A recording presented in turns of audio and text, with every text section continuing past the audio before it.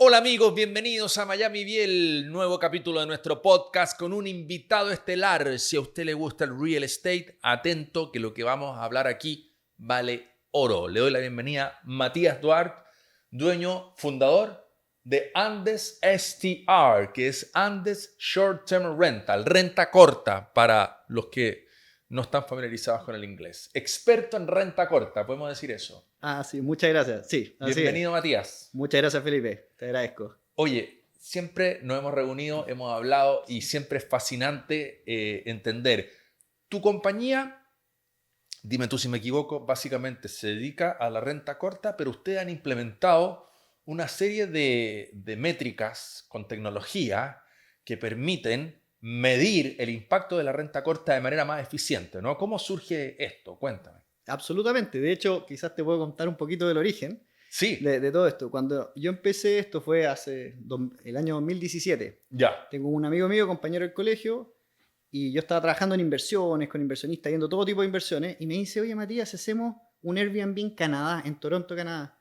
Y me dice, la renta tradicional, de largo plazo, uno arrienda este tipo de departamentos, 2 dormitorios, 2 baños, en $2.500 canadienses al mes. Correcto. Y de repente, de estos 2.500 me dice, si tú haces Airbnb, tú puedes sacar 7.000 Mensual. mensual. Y dije, no, este tipo no, eso no existe, digamos, esto no eso pasa. fue un cuevazo, Ya, un mes. tal cual, una vez. Bueno, y pasando el tiempo, se compra el departamento y dice, mira, acá están los datos.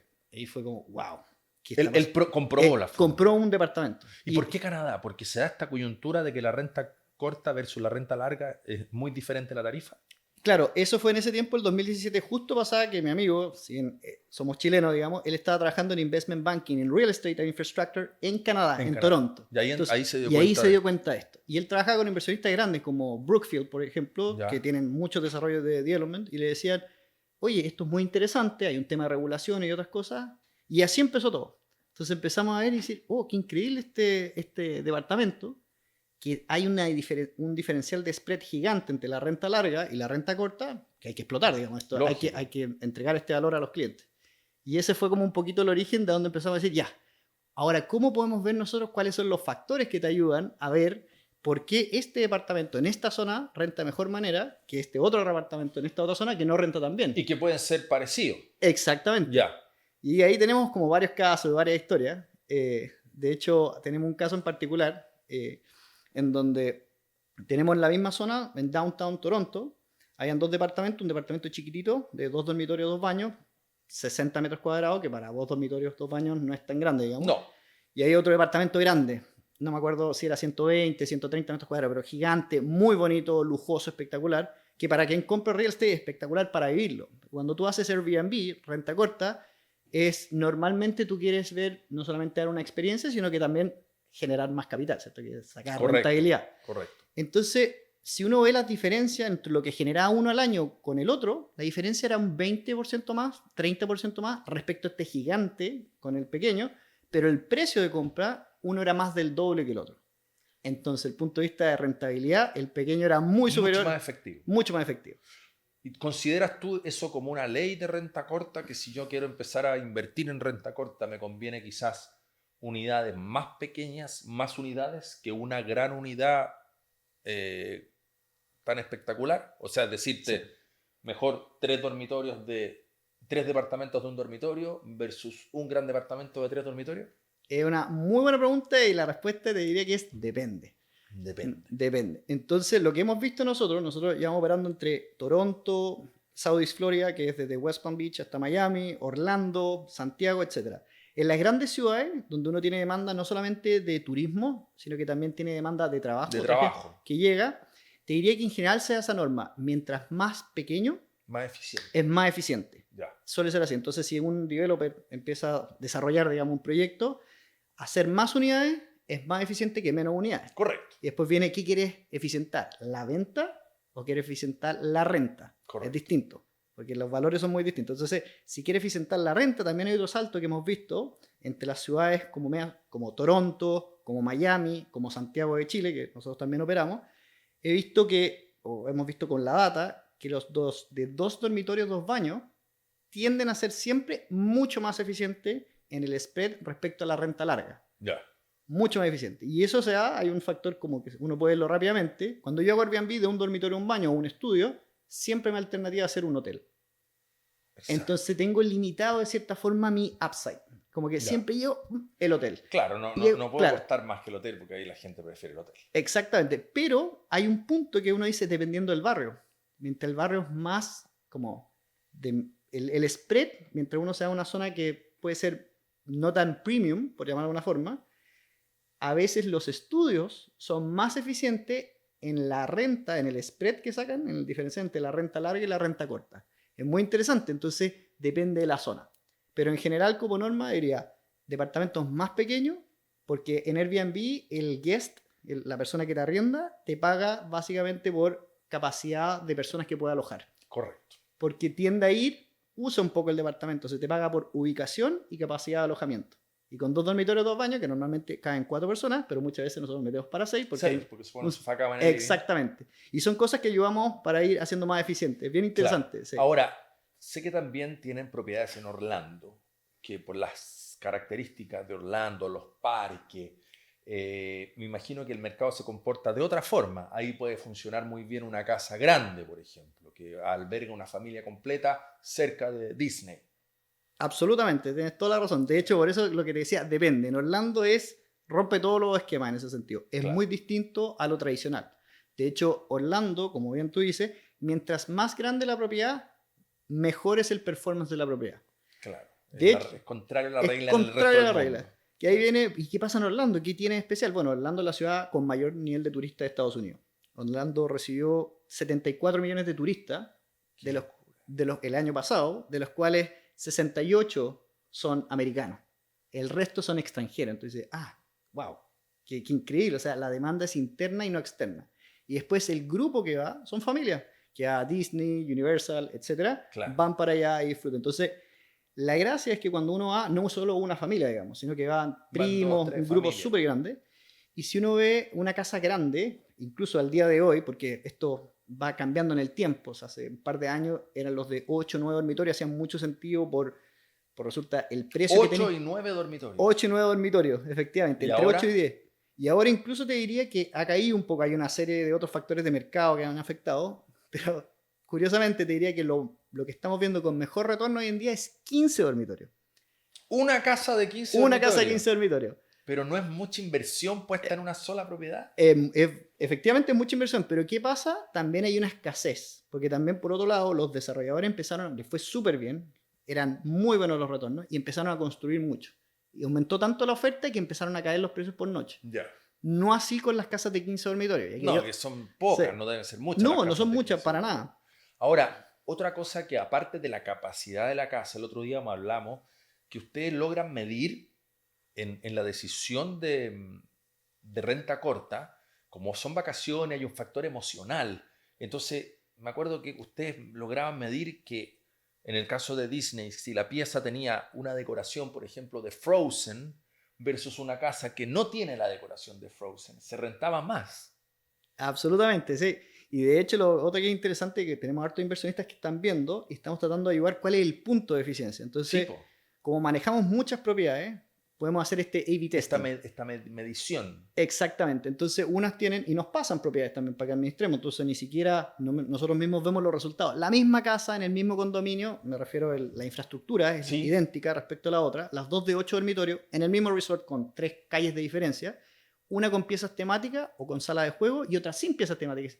Y por algún motivo, esta, en general, la con piezas temáticas y sala de juego, Piezas temáticas son piezas decoradas Decoradas de Star Wars, de de Disney, Mickey Mouse. Frozen y todas estas cosas, la gente valora mucho eso. Entonces, para ponerlo en precio, de repente por noche te pueden cobrar en temporada media, no sé, $250 la noche, pero uno en la otra le pone $290 la noche. La temática. La temática. Y lo pagan. Y lo pagan, porque al final la gente que va a Disney, de los cuales esta data ha sido medio difícil de pillar, pero es cuánta gente se repite Disney y con qué frecuencia. Entonces, he visto distintas métricas y tratando de hacer cruce porque la información formal no existe.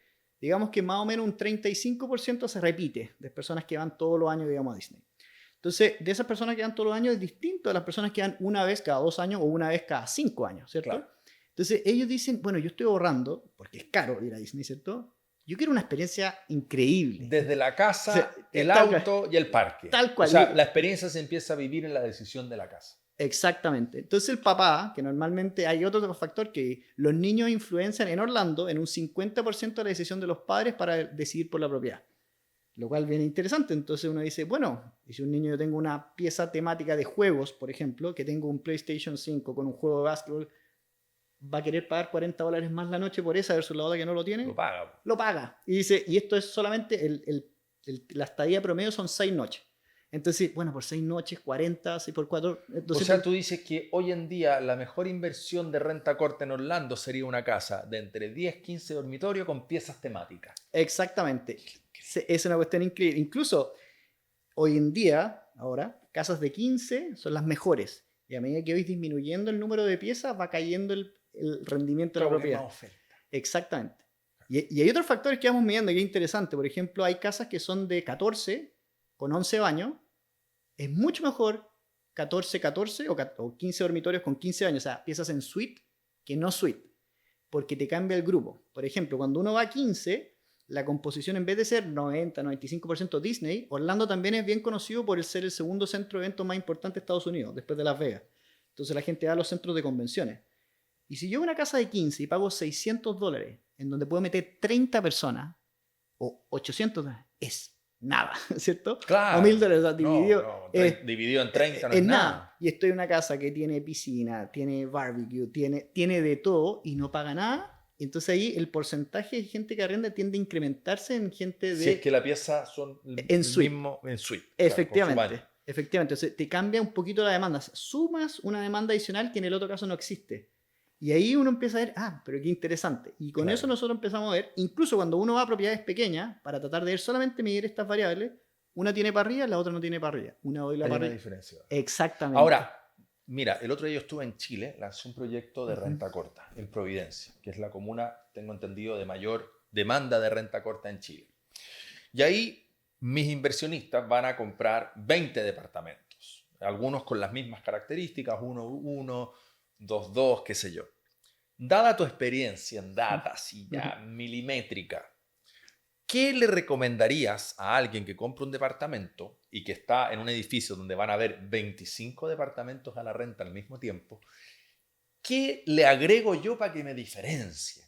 Claro, no sé si puedo poner un barbecue, pero ¿qué otros elementos podría incorporarle yo a un departamento que pueden significar una decisión de renta por sobre otro igual?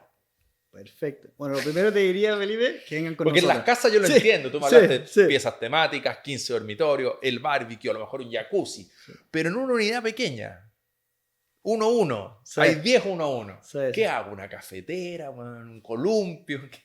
Bueno, ese es un tema, y aquí va a ser como hablar de nuestra... Yo te diría que vengan con nosotros. O sea, que hablen con nosotros, con nuestro equipo de Andes. Lo primero que tengan a Andes STR de administrador.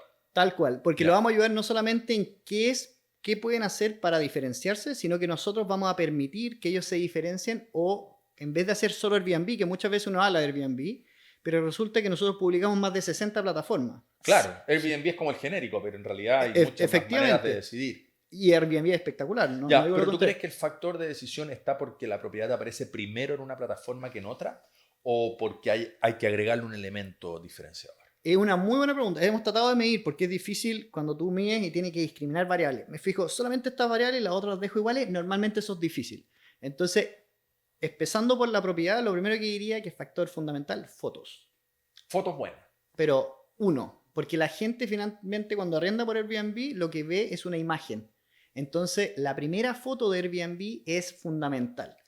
Tiene que ser con fotografía profesional. Tiene que serlo. Es fundamental. Después viene la calidad del listing, o sea, lo que uno publica, la calidad, la precisión de la información. De esta forma entras, cómo le comunicas a la persona. Después yo diría que es muy útil tener todo automatizado. Si tú no tienes las cosas automatizadas, es decir, con una llave, en vez de yo tengo que ir con una llave, abrir la puerta, aquí con un código. Un código, pum, automático funciona, facilita la experiencia del usuario y eso a la larga facilita una mejor experiencia que finalmente termina en 5 estrellas, que finalmente la gente mira los reviews y eso te afecta positivamente en más personas que quieren buquear contigo. Ya. Entonces, respecto a tu pregunta, mira, en los departamentos más chicos claramente es amoblado. Entonces el amoblado hay que tener un equilibrio entre durable buen gusto, pero no caro. Entonces, Ahora, en el área del buen gusto, pucha, es difícil. es difícil. Es súper difícil. Pero normalmente la tendencia es más moderno o es más acogedor. Es una buena pregunta. Mira, yo te voy a dar un dato que estuve hablando la otra vez con una compañía de brokerage gigante acá en Estados Unidos y sacaron cierta data de las cosas que se venden más. Ya. Y me dieron esta información. Me dijo, analizamos toda la información de todas las ventas que tenemos y nos hemos dado cuenta que las casas con cocinas blancas se venden más. Mira el dato. Casas con cocinas blancas. Eso. Entonces, ¿qué pasa? Y después empiezan Como a atribuir. sensación de limpieza. Exactamente. Entonces, es un tema no menor que tú no dices, bueno, así como quien, si bien me estoy yendo un poquito distinto al lado de diseño, me estoy yendo al lado de colores. Si la Sí, cocina es blanca, de partida el blanco te da como sensación de mayor amplitud, Sí, ¿cierto? correcto. Y a la vez la limpieza, como que esto está limpio. Y eso sí vale mucho. Entonces en Airbnb, si tú vas a un Airbnb está todo cochino, como que te dices, no quiero estar acá. No, por supuesto. Y justo lo contrario, mientras más sensación de limpieza, de que esto está increíble, que uno lo hace con fotos, ¿cierto? Y después con la experiencia en sí misma, ahí uno tiende a generar mejores reservas. Entonces, esa parte es muy relevante. Respecto a los gustos, la verdad que depende, como dices tú, no hay un gusto si es más clásico, menos clásico, si sí, no, pero que se vea bien. Ese es un tema. Y también porque al final los gustos son variables según en qué situación, Sí, depende en la geografía que uno esté. Donde esté la propiedad. Sí, No sí. es lo mismo una propiedad en la playa que una propiedad en el centro urbano de una ciudad. Exactamente. Exactamente. Y Claro. sobre todo práctico. Yo diría que si más que fijarme es importante tener estos detalles. Una cafetera. Una cafetera buena. Claro, tener cosas de ese tipo, pero si te tuviera que decir, ojalá una silla buena para que puedan trabajar. Hoy en día mucha gente trabaja ¿Pero desde silla como escritorio? silla como escritorio o algo cómodo, donde, puede ser un comedor también, pero un lugar de trabajo donde se pueda conectar y a la vez Wi-Fi bueno. ¿Los tamaños de los televisores influyen? Nosotros tenemos una métrica, mira. ¿Hicieron una métrica con los tamaños de los televisores? Estuvimos viendo que esto es Orlando, que obviamente cambia cada una de todas las cosas. Hay varias como relaciones. Básicamente los procesadores de las televisiones cambian a las 50 pulgadas. Tiende a ser mejor. ¿Ya? La calidad. La calidad, la velocidad en que se mueve todo. Entonces, en general, tratamos de tener 50, para ponerte datos, en las piezas, que en general suelen ser 3 metros desde la pared al respaldo final, ¿cierto? Tenemos televisiones de 55, eso es por las piezas. En Orlando, todas las piezas tienen televisiones, por defecto. Eso es Orlando, sí o sí. Además, una televisión en las salas comunes, que suele ser en el... más grande. Efectivamente. Y tenemos una sala de cine. Las salas de cine normalmente son de 85. La de las piezas comunes. ¿La sala de cine es factor de decisión? ¿Una casa con sala de cine efectivamente, una que no tiene sala de cine? Sí, te afecta positivamente. Es difícil medir el diferencial, o sea, cuánto más es, pero el hecho que lo tengan y cómo lo medimos nosotros por comentario. Porque uno no hace una encuesta porque no responde, pero sí te pone, oye, la sala de cine fue fantástico, esto es fantástico. Y dice, qué interesante. Y mencionan específicamente la sala de cine, más que cuando te hacen un comentario general, uno no sabe atribuir a qué es, obviamente es una experiencia completa. Pero cuando te dicen, esto me encantó, qué interesante. Entonces, claro. Esas salas de cine nosotros ponemos de 85 pulgadas, de hecho ya tenemos un proceso de amoblarla. ¿Y ustedes cuando reciben una casa en administración, tú estas recomendaciones se las haces al dueño? Por supuesto. Tenemos distintos tipos, o sea, tenemos gente que va y compra, entonces tiene un realtor y dice, oye, me quiero comprar una casa vacacional en Orlando. Perfecto.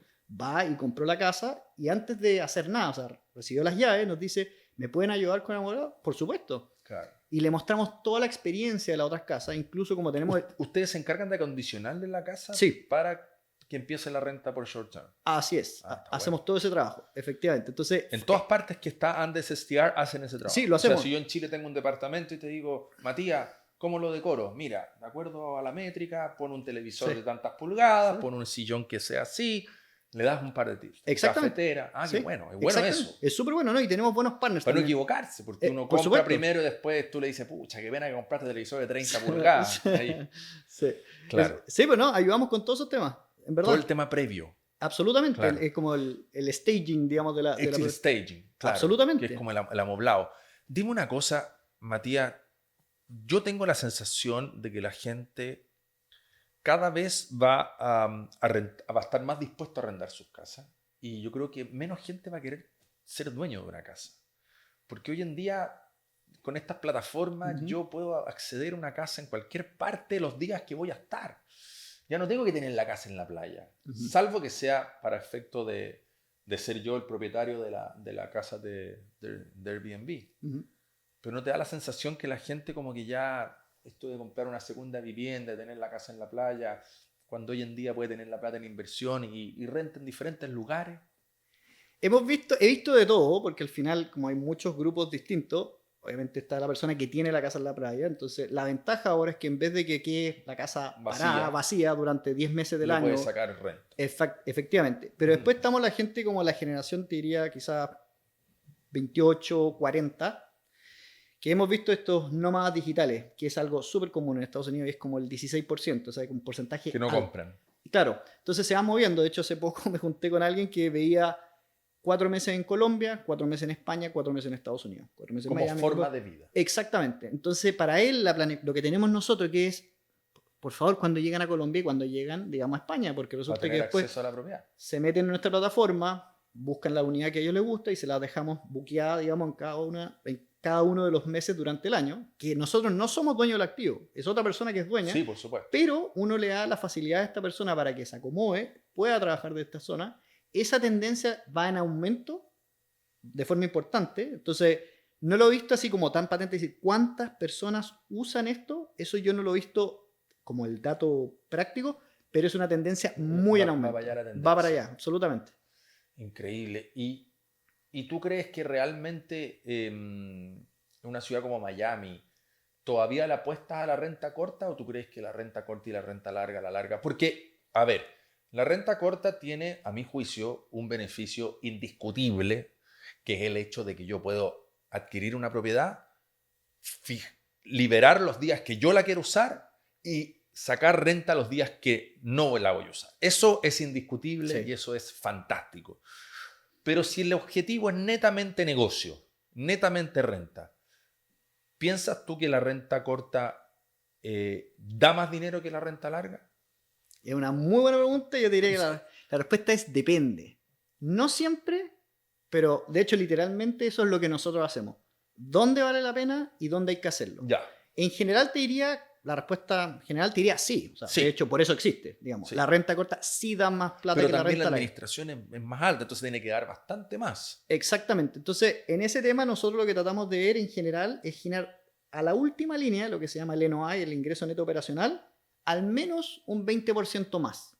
Ya. Eso estamos hablando ahora desde el punto de vista de rentabilidad, porque como tú bien comentaste, es muy importante ese otro tema. Hay algunas personas que no le importa tanto este tema, le gusta la flexibilidad. Dice, el hecho de tener algo que se arriende y sea flexible, Sí, yo lo puedo usar, yo lo puedo eso usar. tiene un valor. Es que para ese formato es indiscutible. Sí, eso es indiscutible. Ahora, si nos vamos al de retorno, hay que ser súper selectivo dependiendo de la zona. Entonces, en general, sí lo es. Ya.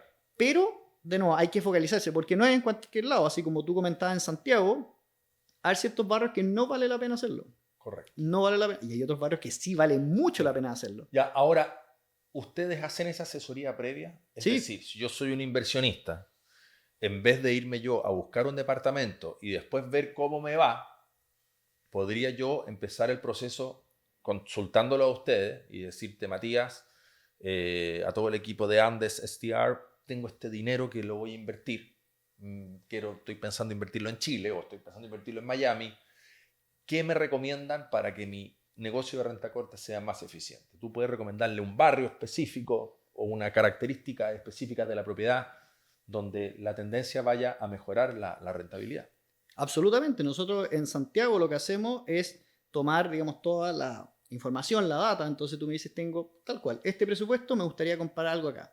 Entonces, puede ser lo mejor? Y nosotros te ayudamos con esto. O en el caso acá de Miami, esto obviamente lo ven con un broker externo, ¿cierto? Se lo ven Claro, contigo, digamos. Tú le das las características. Tal cual. Entonces le digo, mira, si vas acá, quiero, no sé, Miami Beach, ¿en qué zona? Bueno, busca esto, 2 dormitorios, 2 baños, por decirte un número. Ojalá que estén entre estas calles, porque es donde vemos el mejor performance, y después transan y nosotros hacemos el management, que es donde nos dedicamos. Claro.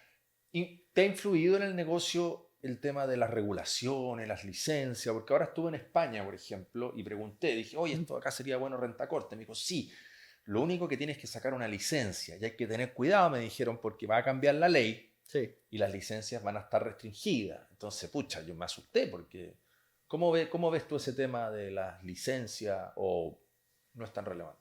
No, es muy relevante. La verdad que es un factor que nosotros tenemos en consideración. De hecho, tenemos un equipo dedicado a licencias. Entonces, el tema es que uno analiza Pero acá en Estados Unidos no es con licencia, es por zonas, ¿no? Establecidas. O sea, la verdad que hay harta licencia. De hecho, sin ir más lejos, si es que uno va acá en Miami Beach, hay 3 niveles de licencia. Ah, no te puedo A creer. nivel estatal, tú tienes que sacar en el DVPR, ¿cierto? Una licencia para poder operar como short-term rental en Florida. Pero Ya. Florida, como estado, te permite hacer short-term rental, lo cual es check. Después uno tiene que ver el condado, que Sí. Miami Beach es Miami-Dade. Hay que sacar otra licencia de Miami-Dade. Ah, Y después uno tiene que sacar al city, que tiene que saber la con de el la ciudad. el que, city que en Chile equivale, como siempre trato de explicar, como a la comuna. a la comuna, efectivamente. Entonces hay que sacar, por decirte algo, una licencia de Chile, una licencia de región metropolitana y una licencia de Santiago Centro. Esos 3 niveles hay que sacar. El lado positivo es que es súper claro. Tú tienes que sacar esto y se saca de esta manera, de esta manera. Tú sabes perfectamente si Exactamente. el departamento que va a comprar va a permitir. Exactamente. Y nos vamos al detalle. Y después, por ejemplo, abrimos nosotros hace poco, hace 2 meses en Georgia, en Atlanta, lo mismo. ¿Te permite Atlanta? Sí. ¿Te permite Georgia? Sí. ¿Permite el condado? Sí. ¿Hay una regulación en la ciudad? Sí. ¿No cambia eso? ¿No te puede pasar que te compraste 3 departamentos de renta corta, que estaba todo perfecto y de repente una nueva regulación y resulta que ahora en ese barrio no te permiten hacer renta corta? Mira, la verdad que es muy interesante, pero si nosotros nos vamos para atrás, el 2017, nosotros empezamos a operar en Toronto. Y en Toronto me dieron una medida muy fuerte el año 2020, justo en COVID. Ya. Y ahí se echó para atrás y quedó. De hecho, nosotros después salimos de Toronto.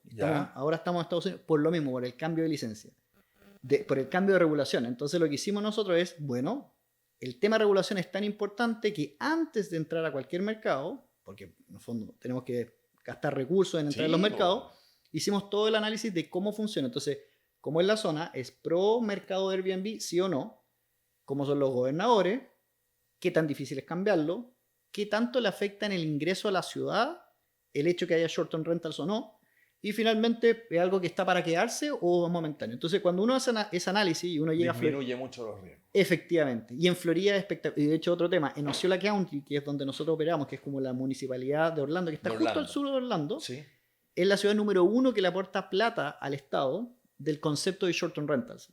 El número era como $4 billones en concepto de short-term rentals. No, ahí no va a cambiar. Es que no va a cambiar. Orlando es una ciudad turística por excelencia. Exactamente. Entonces, si uno ve que hay plata que le llega al Estado y que funciona, no lo van a cambiar. Eso funciona.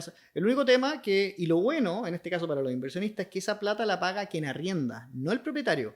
Entonces, si vale $100 la noche, en Orlando, en una zona, es un 13%. Se le agrega al arrendatario. Y nosotros lo tomamos y se lo pagamos a la entidad respectiva. Excelente. Sí. Creo que me ha quedado clarísimo. Es una cantidad de tips. Sí. Revise bien el capítulo, anote los tips y ojalá que le vaya extraordinariamente bien en su negocio de short-term rental o renta corta, como lo decimos en los países latinos.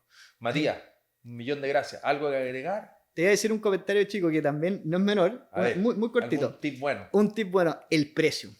La verdad que la gran diferencia también en estas cosas no solamente es cómo queremos hablar las casas, sino a qué precio hay que ponerlo. Voy a poner un ejemplo práctico que nos pasó el año 2019 en Toronto, de hecho.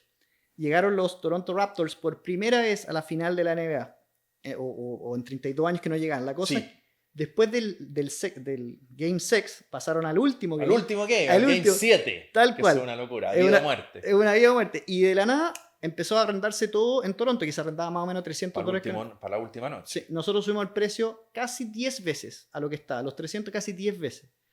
No se arrendó inmediatamente, para nada, se tomó más tiempo, pero se arrendó igual. Se terminó arrendando más partido. O sea, de acuerdo a lo que tú dices, cada ciudad en la que tú decidas hacer renta corta tienes que tener un calendario absoluto de la demanda con respecto a los eventos que la ciudad ofrece, que en Miami es el mejor ejemplo. La semana de Art Basel, del Boat Show, del Ultra, del tenis, de la Fórmula 1. O sea, en Miami tenemos varias semanas que son únicas. Efectivamente. Que revolucionan la ciudad. Sí. De hecho, tenemos una lista que creo que son 18 eventos en Miami por semana. Y cada evento tiene un radio de precio diferente. Efectivamente, y los vais testeando. Entonces, y eso es muy importante porque el ingreso adicional que tú puedes generar entre el property manager de short-term rental promedio respecto al del cuartil superior, o sea, que genera el 25% superior, puede ser hasta un 50% más. Wow. Entonces es muy importante hacer muy bien el servicio de arriendo. ¿Y puede ser un error poner un precio muy bajo? Puede generar una desconfianza. A mí me pasa cuando busco un Airbnb y veo una zona y hay uno en $100 en la noche y otro en 160.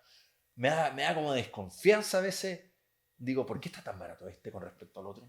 Bueno, efectivamente, bueno, incluso Mejor, a lo mejor me aseguro y pago el más caro, debe ser mejor, uno dice uno. es muy importante de hecho depende mucho de la audiencia, tal cual como tú dices. Si hay personas que piensan como tú, probablemente no eres solo tú, son más. Efectivamente, entonces sí te puede afectar. Si tú quieres mantener tu marca como de buena calidad, de alto nivel de servicio, no bajes a 100. No bajes los precios. Incluso, y ahí una consideración, ¿cierto? ¿Cuánto quiero maximizar yo el precio por noche con la tasa de ocupación? Entonces, a veces conviene ponerlo en 140, 150 y no bajar a 100, Exacto. que me va a castigar un poco la tasa Lo de rento ocupación. un poquito menos, pero a la larga gano más. Efectivamente. Qué grande. Sí. Oye, es una ciencia. Sí, es una ciencia. Es una ciencia, así que ya lo sabe. Cuando usted decida invertir en renta corta, llame a los amigos de Andes STR que lo asesoran desde la decisión de compra a el amoblado, dónde comprar y dónde hacer el negocio efectivo de renta corta o short-term rental. Gracias, Matías, por venir hasta acá para el podcast. Sé que viajaste desde Orlando. Sí. Muchas gracias a ti, Felipe. Seguimos, Miami Biel. Nos vemos en el próximo capítulo.